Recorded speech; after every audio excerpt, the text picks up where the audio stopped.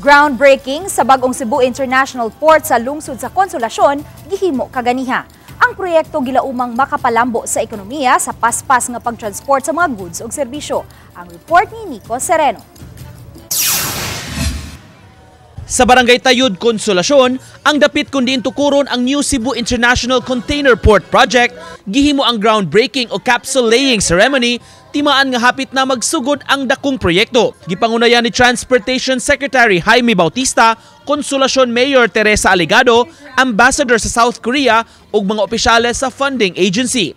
Mubalor og 16.93 billion pesos ang maong proyekto, kundi kapin sa 9 billion pinaagi sa loan ug 7.27 billion nga counterpart sa gobyerno sa Pilipinas. Mag-reclaim og parte sa dagat himong usa ka isla nga may gidak-ong 25 hektaryas. Which will further solidify Cebu's status as a vital trade gateway in the region. The NCI City is more than just a port.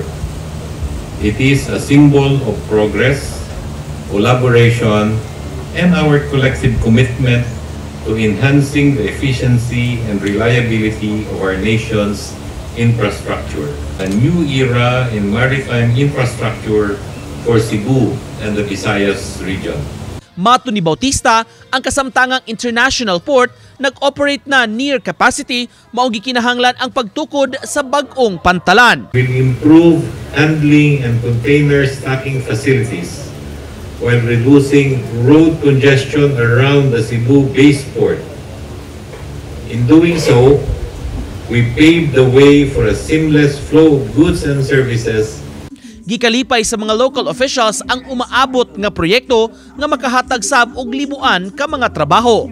And one of the components that is to be established in Cebu is to have a very good logistics facility in terms of international port. The plan of the JICA 22 years ago was really identifying this particular area with Tayud Konsolasyon because this has the deepest draft. Sa ato ang karaan nga international port kay tungod man sagot sa limitation dito no in terms of space unya doon na sa mga airdrop requirement kay dili man makasud ang mga dagkong barko tungod kay doon na may tulo na ka bridges nga naa dito so dili sila kasud.